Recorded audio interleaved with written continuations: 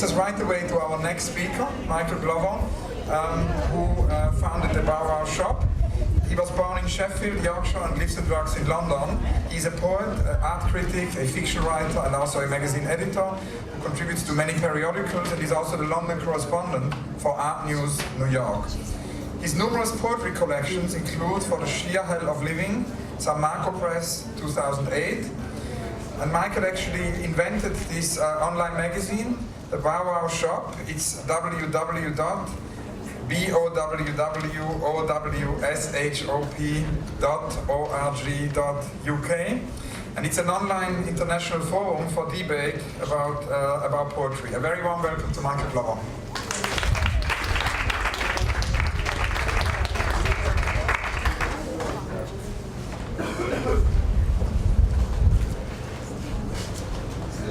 It's a great pleasure to be at the Serpentine today.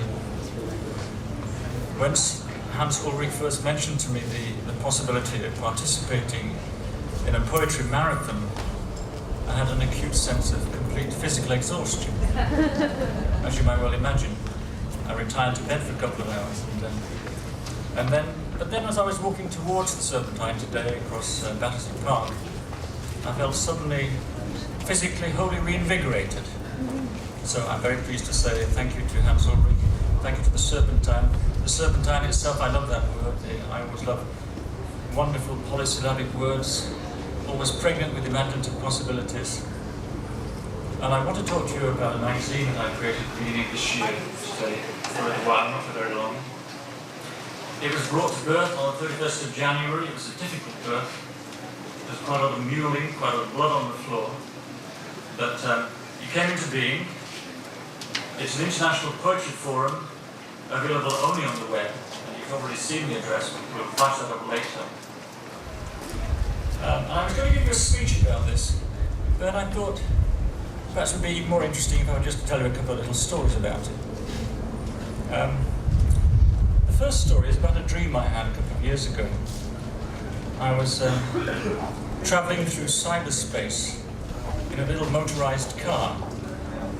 It was a bit like a Dodgem car. It had rather thick, rubberized sides, and I was wandering through cyberspace. It was quite murky up there, a bit like an overcast London sky, as you might read about it in one of Charles Dickens's novels. And I kept bumping into things that looked like great, ugly rocks. Luckily, as I say, the car itself had rubberized sides. It was a bit like a Dodgem car, so it didn't do me any damage really to be knocking into all these things.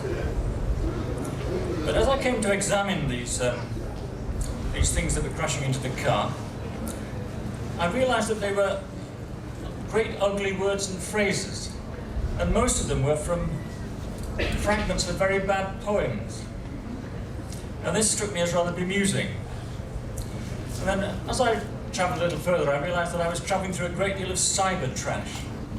And I thought to myself, is there no way of clearing up all this cyber trash? And I thought there must be some kind of vehicle, some kind of way in which all this cyber trash could be reconstituted as beautiful, well-turned words and phrases. So that was one part of the enigma. That when I travelled through cyberspace, I realised that there seemed to be no editorial control over what was available out there. The following night, as it happened, perhaps as a result of this rather troubling dream, I couldn't sleep at all. So I came downstairs and I pulled out of a bookcase a book called Captain Francis Grosse's Classical Dictionary of the Vulgar Tongue. It was published in London in the 1770s. Now, you know, I love this book. I often read it when I can't sleep at night. And it's full of a great deal of miscellaneous information about London. It's full of all sorts of slang about sex. It tells you all sorts of fascinating things about, for example, that Captain Condum's wife owned an establishment in the Strand in the 1770s. And the devices that she made out of pigskin proved so popular that she was dragged out of retirement to reopen the shop. But the most interesting thing I found that night, as I was idling through the B's, I found a reference to something called the Bow Wow Shop. And all it said was, the Bow Wow Shop, Monmouth Street, Covent Garden, where the servant barks and the master bites. And I was so intrigued and bemused by this statement, it was as if a kind of bolt of energy went through me. It's a bit like the electric shock treatment that people used to suffer from time to time, you know, aberrant poets and other people with bipolar problems. The Bow Wow Shop, it seemed to me to summarise everything that I would like a poetry magazine in cyberspace to be. It was peculiar, it was feisty, it was controversial, it had a strange edge about it. So at that point, those two things came together. First of all, that journey through cyberspace in my little motorised car, and then the discovery of this title. They came together in this magazine that was created on January 31st. So what's this magazine about? It's to encourage debate about the nature and purpose of contemporary poetry. It's to publish the best possible poetry that I can find. Being in cyberspace, it goes anywhere in the world immediately, at the blink of an eye. It's entirely weightless. No one needs to cut any trees down, and it's also entirely free. Now, you will see on your screen, I hope by now, one of the articles that's in the current issue, which is a conversation I had with John Ashbery in the summer of this year about his involvement with film. John Ashbery first came to London in June 1956, and that day he picked up the precursor of Time Out, and he discovered that the British Film Institute was showing a season of films by Busby Berkeley. And this is a clip from that famous Busby Berkeley film that he would have seen in 1956. John Ashbery is a great lover of cinema. When he was living in Paris for a decade in the 50s, he told me that he used to go to the Cinémathèque near the Panthéon almost every day. Sometimes he went 3 times a day. Now I know that some people think that if a poet goes to the cinema, he's not necessarily spending his time usefully. But in fact I assure you that to poets, going to the cinema is not a leisure pursuit, it's hard work. Poets are working when they go to the cinema. They're gathering material for future poems, often quite feverishly. And so is the case with John Ashbery. So that's one kind of thing that's in the magazine. It consists of interviews, it consists of debate about the nature of poetry, it consists of poems by poets from all over the world. But it's also about breaking news, and I'm very keen on that. There is a news and notes section in the magazine.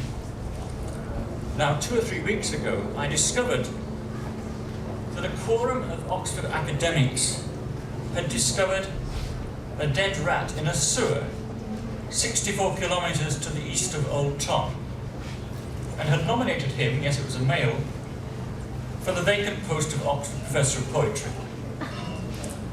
Now this in itself is a remarkable thing, but what I'm pleased to say is that Richard Deacon, who has a second life as a sculptor, he sculpts at weekends for example, and is our exclusive Bow Wow Shop photographer, he got an exclusive picture of this particular rat,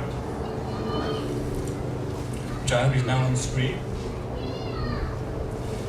This piece in the magazine is about the increasingly important role of culturally aspirational rats in our society in general, and in poetry circles in particular. This was corroborated in May of this year. There was an article in the Independent newspaper which said that rat droppings had been found in actors' makeup at the Shaftesbury Theatre during rehearsals for Hairspray. So culturally aspirational rats are everywhere. They have been for a couple of 100 years. I mean, Jonathan Swift would have known what we meant. I mean, there were many rats in London 250 years ago, and Jonathan Swift was very much aware of it.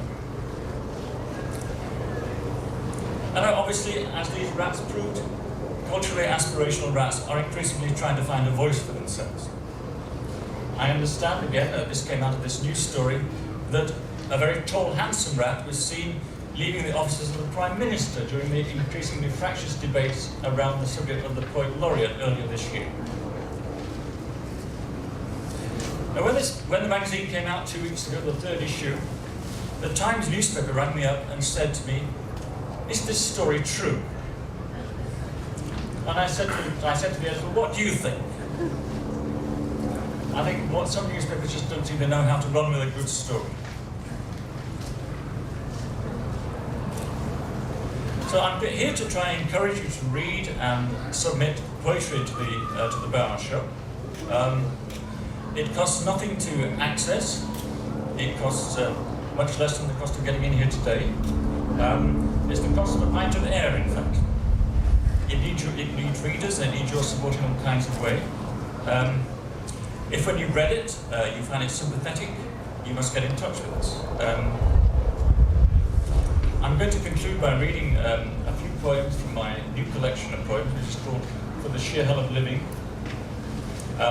which was published earlier this year.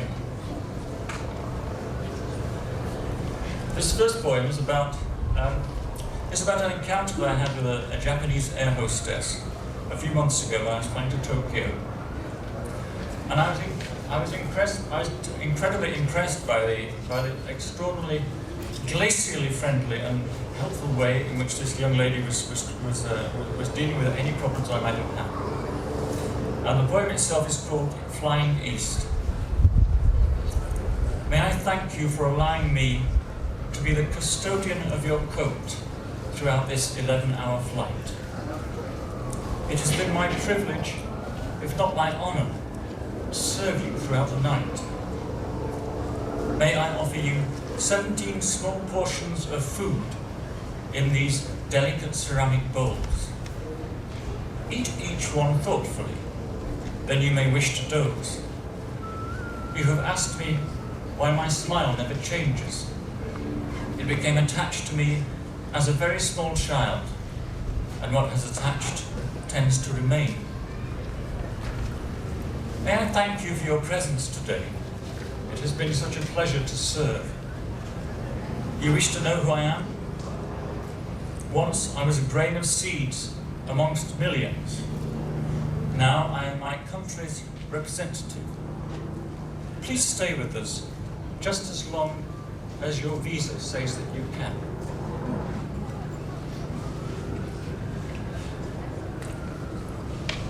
This next poem is about keys to locked doors. Poems often seem like keys to locked doors. We have a box at home, a brown box, which has many, many keys in it.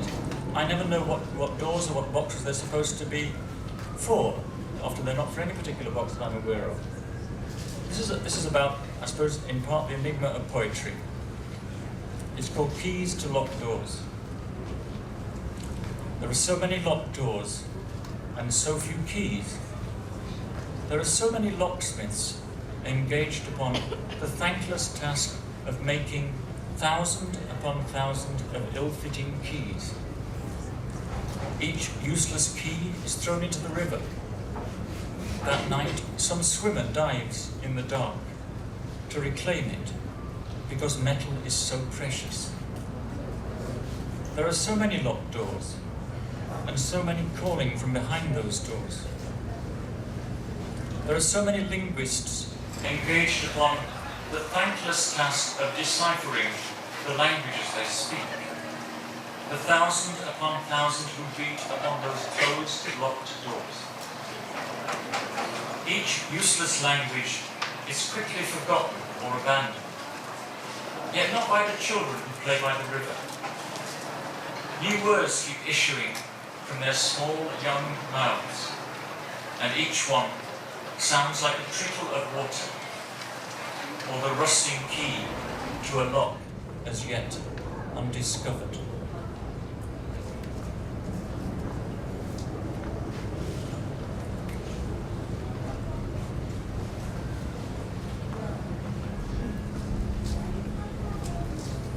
This next poem is about an imaginary conversation with Marcel Duchamp. I suppressed my side of the conversation to leave us with just his responses to the questions I asked him. It's called Marcel Duchamp in Conversation. I must give reasons, several I assume, for the general conduct of my life. It is a question of the spirit, of course, the angle of that spirit to the world. Generals need no longer die on horseback. Painters, similarly, have no absolute obligation to die at the easel. What do I do in this world, you ask me? You have any human's right to know. I busy myself with my time. Here, let us say, is an object, a thing. I take it in my hand. I do nothing but turn it and turn it about. What does that achieve? It gives the object an expressive vocation, an effect. In short, it changes its destiny. I, the son of a notary from Normandy, have sat down on my hat for the unadulterated pleasure of the gesture. There is more of this sort of thing. I wear a red shirt. I smoke 10 Havanas a day. I go out little. I see few friends. I detest museums. I am nothing but a prototype. To everything that rushes past me, I oppose my own unshakable serenity. The fact is that there is no solution because there is no problem. I know nothing of art and artists. I know nothing of all that stuff. I flow. I bubble up from the spring. I am that spring. Thank you very much.